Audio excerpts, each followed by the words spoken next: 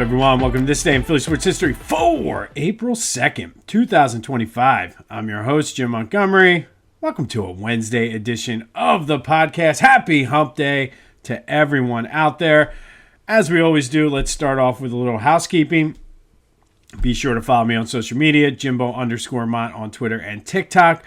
On Instagram, at PhillyJimbo. If you are a podcast listener and you're not following me on social media or you only watch on YouTube, and even if you're a YouTube listener, go to my social media. That tends to be where a lot of the good discussions we have on the question of the day. We had some topics or some discussion on the Villanova 2005 or 2005 when they lost to UNC on the travel. We had a good debate on there. That's where a lot of the good discussion takes place.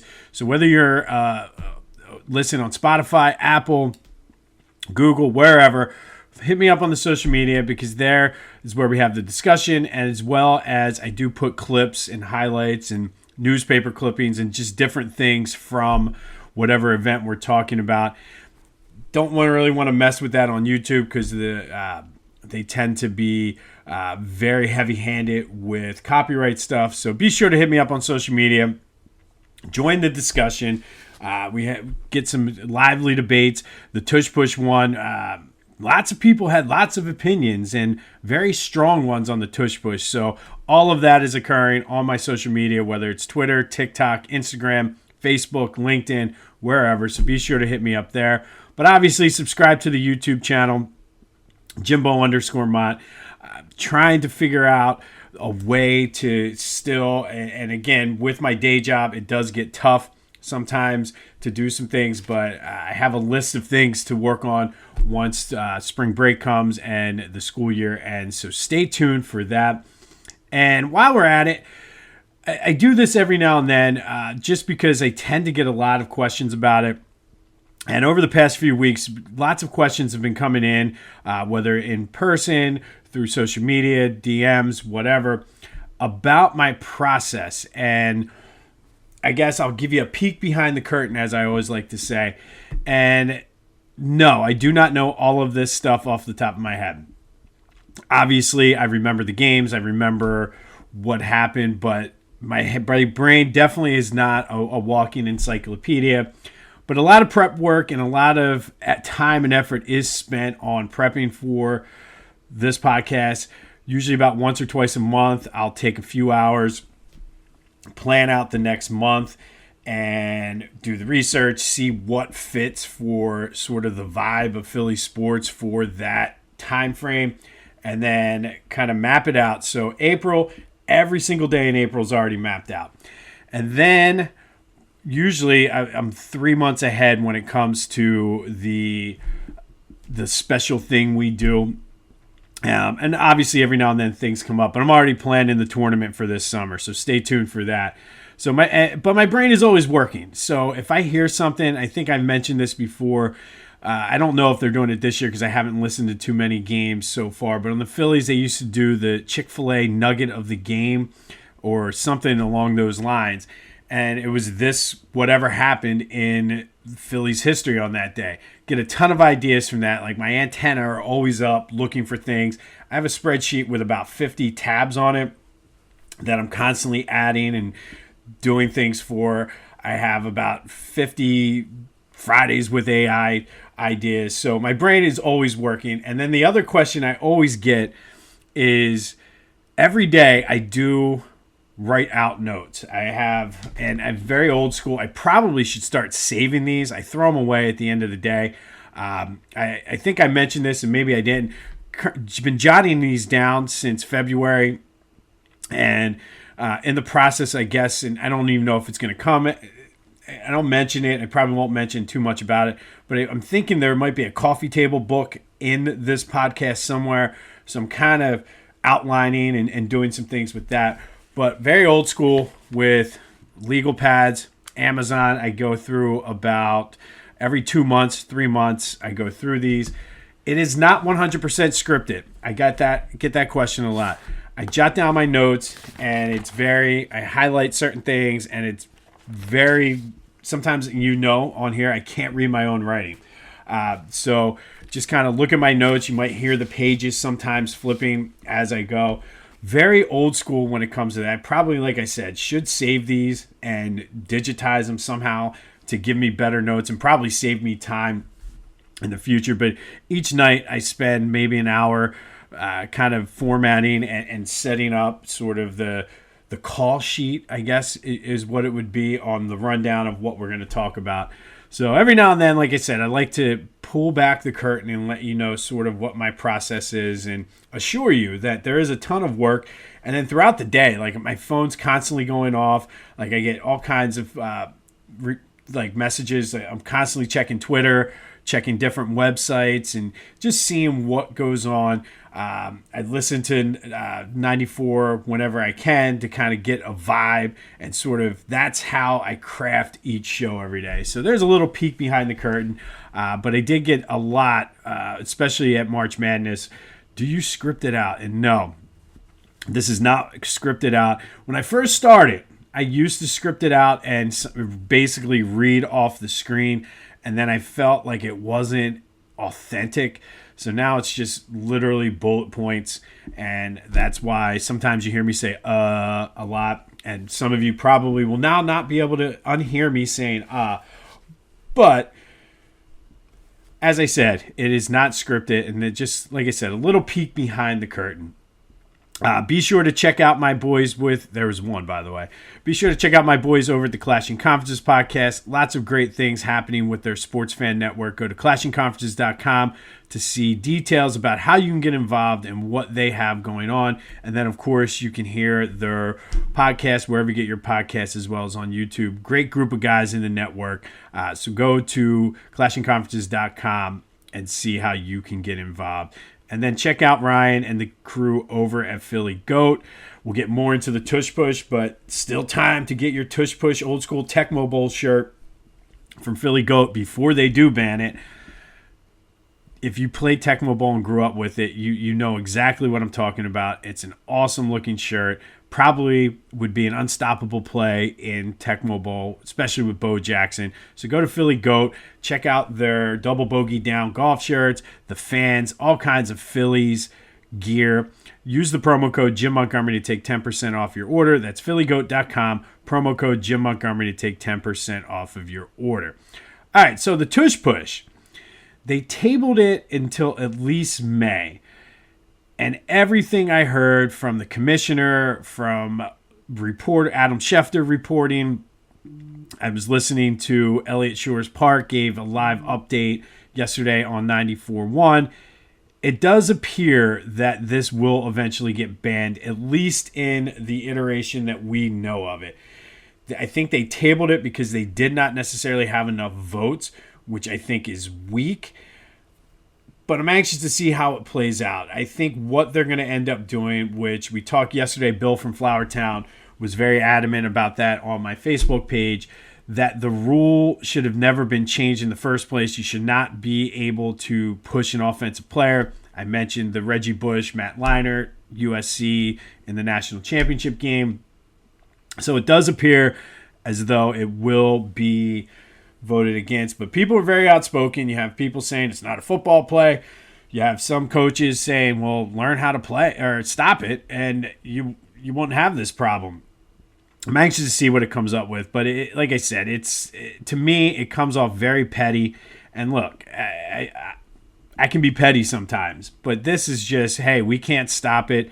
It's a competitive advantage, competitive edge for these teams to try to ban it, and it does appear as though they're going to do it. And I think Goodell, I think it was him who came out and said the player safety issue is, which I've never heard this before, and I wish I remember who made this comment on Twitter, but he said we're looking at the potential of injuries in the future. And I mean, truthfully, if that's the case, the whole entire NFL should be banned for the potential risk of injury and serious injury to players. It should be flag football. So it does appear, like I said, it's going to eventually get banned, but the reason and rationale behind it is just absolutely a joke.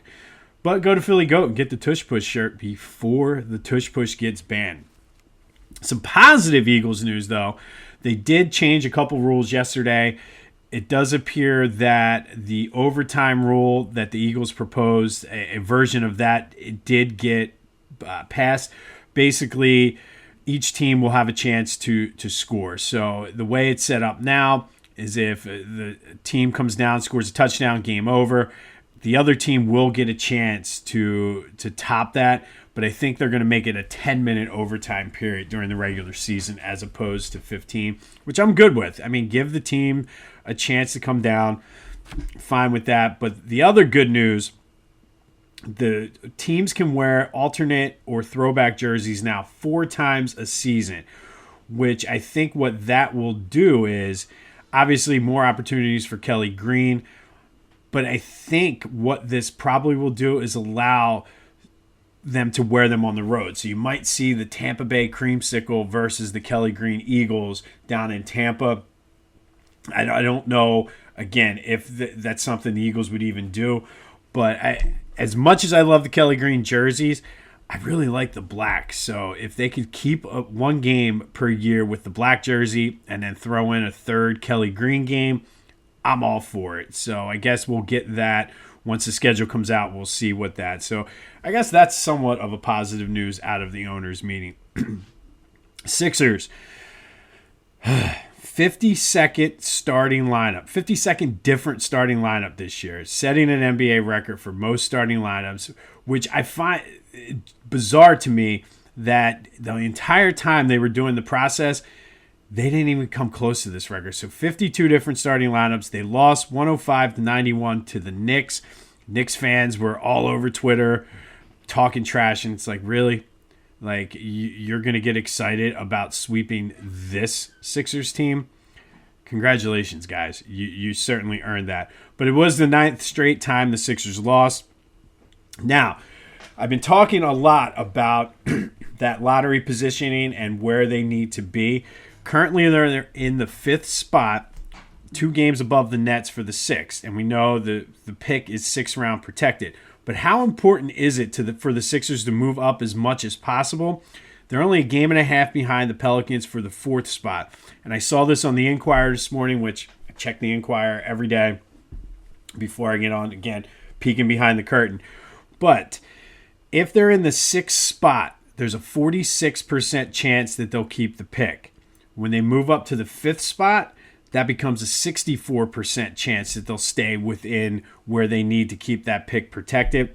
But moving up to the 4th spot gives them an 81% chance. So the higher they go, the higher the percentages go. So while 5th is nice, it's still slightly above 50-50. Would love to get into that 4th spot, and they're only a game and a half behind with 6 games left. So a little something anyway, to root for the Sixers for. Phillies back in action tonight against the Rockies. Zack Wheeler's on the mound. They're back to a normal sort of routine now. This is their first night game of the season. And looking ahead, big weekend, big week coming up. They have 3 games starting Friday against the Dodgers, and then they're down in Atlanta. So that leads to today's question of the day. Recapping yesterday's question of the day. I said, should we be concerned with the Phillies' struggles against starting pitching so far this year? 57% of you said yes, we should, and I agree. Again, they haven't been in a normal routine yet. I want to see how tonight goes. And, I mean, you had the shadows and all of the other things that people were saying. But I want to see them, the rest of the series against the Rockies, do something against starting pitching, especially with the Dodgers and the Braves. It's only 4 games in. I get it. I'm not overly concerned, but it is on my radar. So thank you, as always, for participating in the question of the day. There'll be another one later in the show. But Phillies, Rockies tonight, Zack Wheeler on the mound. Let's just get a lot of runs and blow them out early and have a good Phillies night. All right, today we're going to go back to 1992. And on this day in 1992, we talk a lot on this podcast about bad Phillies trades, bad free agent signings, and just things that we did a whole thing a couple weeks ago on Lance Parrish. we don't talk too much about the good ones. And on this day in 1992, one of the best ones in Phillies history occurred. General manager Lee Thomas traded Jason Grimsley to the Astros for one Curt Schilling. Curt Schilling, if you remember way back when, if you're my age, he started off in the bullpen that 92 season, but emerged as a starter, pitched 10 complete games that year. Overall, Curt spent 9 years in Philly, won 101 games, 61 complete games. Just unheard of. We're lucky if you get 61 complete games over the course of 3 years today. But he had 14 shutouts, over 1,500 strikeouts with the Phillies, and really was the ace of that staff for years. Terry Mulholland started the first game of the 93 season, but over that course of that 93 season, Curt Schilling certainly, especially into the playoffs and World Series, became the ace. He was the MVP of the NLCS, pitched that beautiful gem in Game 5 of the World Series when they needed a win, made 3 All-Star games with the Phils, led the league in strikeouts 2 times. He's on the Phillies Wall of Fame, had a lot of success when it comes to continuing his career and winning World Series after he left, both in Arizona and Boston. Probably is one of those guys who should be in the Hall of Fame, but the off-the-field stuff keeps him out. A lot of his political takes and political views tend to get him in trouble. He says things all the time that a lot of people don't like, and I think that is one of the key things that is keeping him out. Maybe he gets in on the Veterans Committee, but Curt Schilling on this day was traded by the Astros to the Phillies for Jason Grimsley, who I don't think ever pitched for the Astros, maybe never even pitched again in the major league. One of those under-the-radar trades that paid off in dividends for the Phillies. That does lead to today's question of the day. Whether or not you like his political views and his hot takes, does Curt Schilling deserve to be in the Hall of Fame? And I think if you're looking at just what he did with the Phillies, probably not. But, I mean, he continued that run of success once he went to Arizona and into Boston. Again, political views aside, I do think he should be in the Hall of Fame. But what do you think? 267-495-8531. That'll get you into the Back to the Future voice and text line. Get that, anything else Philly sports related off of your chest. Of all the ex-Phillies that names get thrown around, Bobby Abreu, Jimmy Rollins, Chase Utley, I think Curt Schilling is probably the most deserving ex-Philly to be in the Hall of Fame. But what do you think? Let me know. Hit me up on the social medias because that's where a lot of these good discussions, I'm anxious to see where this one goes. But should Curt Schilling be in the Hall of Fame? All right, and finally today, we're going to continue our discussion with Lenny Wagner. He is the author of Playing with the Best, One Man's Journey Through the Golden Age of Sports. That is available on Amazon through Lenny's website.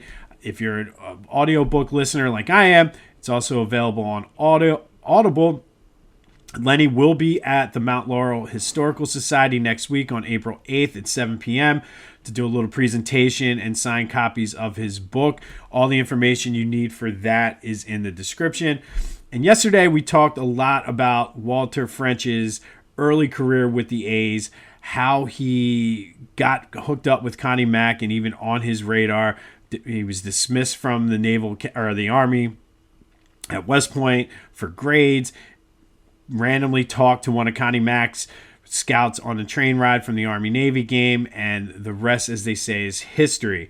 So today, Lenny went in and we talked a little bit about what Walter was feeling going into, really coming into his own as a Major League Baseball player, expecting to have that starting job, and then losing his starting job today, we're going to find out, to a Major League Baseball legend, but still ended up being successful.